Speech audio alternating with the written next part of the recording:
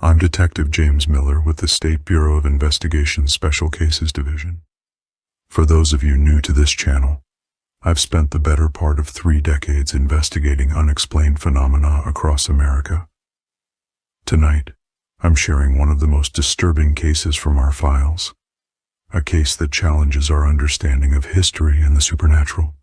Case file DC 1800-472, the White House Incident. Date of initial report, October 17th, 1800. Status, unexplained.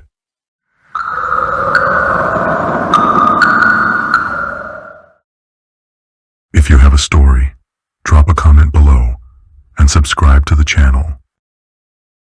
This particular case has been classified as unexplained for over 2 centuries, and it remains one of the most well-documented yet simultaneously disputed supernatural phenomena in American history. Initial report. The first documented incident occurred on October 17, 1800, just days before President John Adams became the first executive to take residence in the newly constructed Executive Mansion, what we now know as the White House. The initial report came from a member of the construction crew, a carpenter named Thomas Lennox, who claimed to have witnessed what he described as a spectral presence in the East Room while completing final woodwork. In his sworn statement, Lennox wrote, "I was alone, attending to the crown molding in the eastern chamber when the temperature plummeted. My breath came out in clouds, though it was a mild autumn day. I heard footsteps behind me, deliberate, heavy steps like those of a man in formal boots. When I turned, I saw nothing, but the footsteps continued, circling the room as if inspecting my work." Lennox's account was initially dismissed as nerves or imagination. However, when President Adams and his wife Abigail took residence in November of that year, Abigail Adams documented similar experiences in her personal correspondence. Location history. Before we delve deeper into the phenomena, let's establish some context about the location. The White House stands on land that has a complex history. The site was selected by George Washington in 1791 as part of the new federal city. What many don't know is that before construction began, the area was marshy woodland, occasionally used by local Native American tribes for ceremonial purposes. Historical records indicate that during excavation for the foundation in 1792, workers discovered what appeared to be prehistoric burial sites. These findings were largely undocumented officially, but personal journals from several workers mention old bones and strange artifacts being removed and discarded. This casual treatment of potentially sacred ground follows a pattern we've seen in other cases where supernatural phenomena manifest. The cornerstone was laid on October 13, 1792, a date that would later gain significance in the pattern of reported incidents. Construction took 8 years, during which time at least 4 workers died in accidents on site. Their names, William Johnson, Thomas Clark, Benjamin Freshwater, and an unnamed immigrant laborer, appear repeatedly in later witness accounts. Witness testimonies. Returning to the Adams administration, I've collected 12 separate documented accounts of unusual phenomena during their brief residency. Abigail Adams wrote to her sister in February 1801, "The grand illuminated room, East Room, is a waste of brightness where no one dares linger after dusk. The domestics refuse to enter it alone, claiming to hear whispers and movement when no one is present. I myself have felt watched while hanging laundry." When Thomas Jefferson took office in March 1801, the accounts continued. Jefferson, known for his skepticism and scientific mind, never officially acknowledged any supernatural occurrences. However, his personal journals contain several entries that reference unexplained drafts and nocturnal disturbances that he attributed to the building's poor insulation and settling foundation. A particularly compelling account comes from Jeremiah Smith, a footman in Jefferson's household staff. In sworn testimony given in 1804 to the then equivalent of a district magistrate, Smith claimed, "I was carrying firewood to the state dining room at approximately 9:15 p.m. on December 13, 1803, when I observed a figure in revolutionary military dress standing by the fireplace. The figure turned toward me, revealing a face with no features, smooth and white as new plaster. When I dropped the firewood in shock, the figure dissipated like smoke." Smith's account is notable for two reasons. First, it represents the earliest description of a fully materialized apparition, rather than just sounds or temperature changes. Second, it occurred on the 13th of the month, a pattern that would emerge in later reports. Physical evidence. In terms of physical evidence, this case presents the usual challenges of supernatural investigations. However, there are several documented phenomena that defy conventional explanation. During the Madison administration, specifically on August 24, 1814, British forces invaded Washington and set fire to the White House during the War of 1812. As the building burned, multiple British soldiers independently reported seeing figures moving within the flames, apparently unaffected by the fire. Captain Harry Smith of the British forces wrote in his journal, "As the presidential palace burned, I witnessed a most disturbing sight. Within the inferno, dark silhouettes moved from room to room as if continuing their duties, impervious to the conflagration consuming the structure around them. When the White House was rebuilt after the war, workers reported finding distinct cold spots in the structure that persisted regardless of external temperature. These cold areas corresponded precisely with locations where the most intense fire damage had occurred. A paradoxical phenomenon that defies physical explanation. In 1853, during the Pierce administration, the first documented photographic evidence emerged. A daguerreotype taken of the state dining room shows what appears to be a transparent figure standing behind a chair. 3 separate photographic experts of the time examined the image and could find no evidence of double exposure or other technical explanation. The most compelling physical evidence, however, comes from 1887. During Grover Cleveland's administration, a systematic study of the reported phenomena was conducted by the Society for Psychical Research. They installed primitive recording devices, including self-registering thermometers, tripwire mechanisms, and bell alarms, throughout the White House. Over a 3-month period, they documented 17 instances of significant temperature drops, 10+ degrees Fahrenheit, in localized areas with no apparent cause, 42 instances of alarm triggers with no human presence detected, 7 instances of unexplained voices captured on primitive phonographic cylinders. The Society's lead investigator, Dr. William James Harrison, concluded, "The evidence suggests that the Executive Mansion hosts phenomena that cannot be explained by current scientific understanding. While we cannot definitively prove supernatural causation, we have eliminated all known natural causes for these occurrences." Unexplained elements. The White House case is distinguished by several patterns that suggest organized intelligent phenomena rather than random supernatural events. First, there's the temporal pattern. Incidents spike dramatically on the 13th day of each month, with October 13th showing the highest concentration of reports, the anniversary of the cornerstone laying. Second, there's the spatial pattern. The East Room, where Lennox reported the first incident, remains the most active location, followed by the state dining room and the second-floor corridor outside what is now the Lincoln bedroom. Third, there's the classification of phenomena. Reports fall into distinct categories. 1. Auditory phenomena: footsteps, whispers, scratching sounds. 2. Thermal anomalies, cold spots, sudden temperature drops. 3. Visual manifestations, transparent figures, moving shadows. 4. Physical interactions, objects moving, doors opening, closing. 5.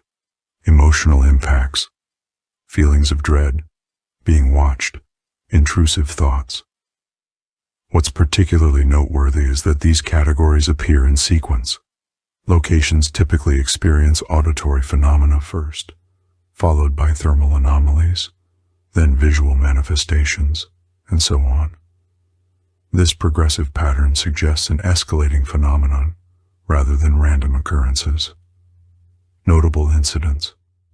Among the hundreds of documented incidents, several stand out for their intensity and multiple witnesses. July 13, 1862. During the Lincoln administration, at the height of the Civil War, a séance was conducted in the White House at Mary Todd Lincoln's request. During this session, attended by the President, multiple witnesses reported seeing a procession of transparent figures in military attire walking through the walls of the Green Room. President Lincoln himself was reported to have said, "The dead have their rights here too, I suppose." October 13, 1901. Shortly after President McKinley's assassination, incoming President Theodore Roosevelt witnessed what he described as a spectral funeral procession in the East Room. Roosevelt, known for his courage and rationality, was visibly shaken by the experience, and later wrote to his sister, "I am not a man given to flights of fancy, but what I witnessed defied natural explanation. I saw them as clearly as I see this paper before me now." June 13, 1945. Following President Roosevelt's death, multiple staff members reported seeing his figure rolling through the West Wing in his wheelchair. The incidents were so frequent and disturbing that a memo was issued by the White House Chief of Staff instructing staff not to discuss the sightings in the interest of the late president's dignity and the current president's peace of mind. February 13, 1974. During the Nixon administration, at the height of the Watergate scandal, Secret Service agents reported an incident in the Oval Office. According to their report, at approximately 3:17 a.m., all electronic equipment in the office simultaneously activated, despite being powered down. Tape recorders ran, telephones rang with no callers, and typewriters began typing with no operators. When agents entered the room, they reported seeing a dark, amorphous shape behind the resolute desk that dissipated when approached. The typed pages contained only one phrase repeated hundreds of times: "The truth will out." Investigation methodologies. Over the decades, the White House phenomena have been investigated using increasingly sophisticated methods. In addition to the 1887 study mentioned earlier, other notable investigations include 1919, the Psychical Research Bureau placed mediums in various White House locations to attempt communication. The results were inconclusive, but generated the first map of paranormal hotspots within the building. 1953, during renovations under the Eisenhower administration, ultrasonic recording equipment detected unexplained sound patterns in the frequency range just beyond human hearing. When slowed down and adjusted, these recordings appeared to contain coherent speech patterns. 1979, the Carter administration quietly authorized the use of early infrared cameras and electromagnetic field detectors throughout the building. The study produced the first thermal imaging of cold spots that corresponded exactly with reported phenomena locations. 2002. Following 9/11, when security systems were being upgraded, advanced motion sensors and environmental monitoring equipment were installed throughout the White House. This technology has documented numerous anomalies that continue to defy explanation. Theories and hypotheses. Over the years, many theories have been proposed to explain the White House phenomena. These range from the psychological to the supernatural, with varying degrees of evidence. The psychological theory. Proponents argue that the pressure and historical weight of the presidency creates a psychological environment where suggestion and expectation lead to perceived phenomena. However, this doesn't account for the consistent reports from skeptical witnesses or the physical evidence documented. The residual energy theory. This theory suggests that intense emotional events leave an energetic imprint on a location that can manifest as paranormal phenomena. The White House, as the scene of numerous critical historical decisions, crises, and deaths, would certainly qualify as an emotionally charged environment. The intelligent haunting theory. This perspective holds that conscious entities, whether human spirits or something else entirely, deliberately manifest in the White House. The patterns of activity, particularly the responsive nature of some phenomena, support this view. The dimensional intersection theory. A more recent hypothesis suggests that the White House exists at a weak point between dimensions, allowing bleed-through from parallel realities or timelines. This might explain why witnesses often report seeing figures in period dress performing activities that would have been common in the White House during different eras. Case status update. As of my last review of this case in January 2024, the phenomena continue to be reported by White House staff, Secret Service personnel, and occasionally by high-ranking officials and visiting dignitaries. The official policy remains one of non-acknowledgement, with new staff members receiving no formal briefing on the phenomena. However, an unofficial orientation often occurs, with veteran staff warning newcomers about certain areas, times, and phenomena. This informal knowledge transfer has created a rich oral tradition within White House service personnel. The most recent documented incident occurred on October 13, 2023. When 3 separate security cameras in the East Room malfunctioned simultaneously between 3:13 a.m. and 3:17 a.m. When the systems came back online, furniture in the room had been rearranged to match the layout used during Abraham Lincoln's administration. Official records attribute this to maintenance activity, but maintenance logs show no personnel signed in during that time period. Personal notes. In my 32 years of investigating unexplained phenomena, the White House case stands apart. Most hauntings diminish over time or are tied to specific individuals or events. What makes this case unique is its persistence across centuries and its apparent evolution. The phenomena seem to adapt to technological changes, from manifesting in daguerreotypes in the 19th century to affecting digital systems in the 21st. This suggests either a learning intelligence or a phenomenon so deeply woven into the location that it naturally incorporates new elements. I've personally visited the White House 4 times in an official capacity, most recently in 2018. While I cannot discuss the specific circumstances of these visits, I can share that during each one, I experienced phenomena consistent with the historical record, particularly in the East Room and the second-floor corridor. During my last visit, I conducted an EVP, electronic voice phenomenon session in the East Room with state-of-the-art equipment. The results were disturbing. We captured what appeared to be multiple voices speaking simultaneously, some in languages no longer spoken. When analyzed by linguistic experts, fragments were identified as colonial era, English, French, and what one expert believed to be a Native American dialect from the Potomac region. One clear phrase in English stood out. The House remembers what the records forget. Evidence log. The evidence collected in this case fills multiple storage units, Here's a summarized inventory. 317 witness statements, 1,800 present. 42 audio recordings of unexplained phenomena. 27 photographs showing anomalies. 18 video recordings of environmental anomalies. 12 objects that have exhibited unexplained movement. 9 written documents containing automatically produced text.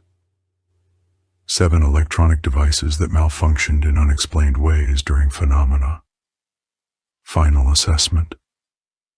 The White House case remains classified as unexplained, and I believe it will remain so.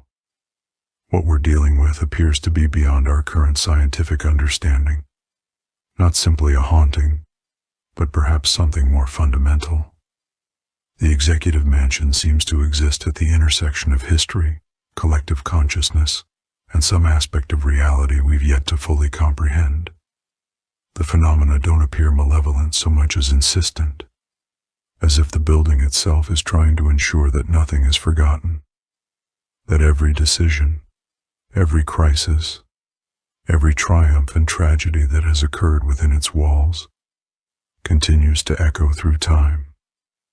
In my professional opinion, the White House is not just watching American history unfold, it's actively preserving it in ways we're only beginning to understand.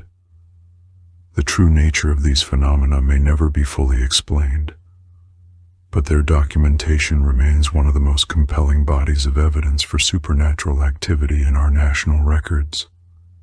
Shuffling papers. This concludes my presentation of Case File DC 1800-472. Remember, the unexplained is not the same as the impossible. Sometimes the truth is simply waiting for us to develop the right questions. This is Detective James Miller signing off. Case status: Unexplained SBI Special Cases Division Case File, DC 1800-472, last updated January 17, 2024, authorized access only.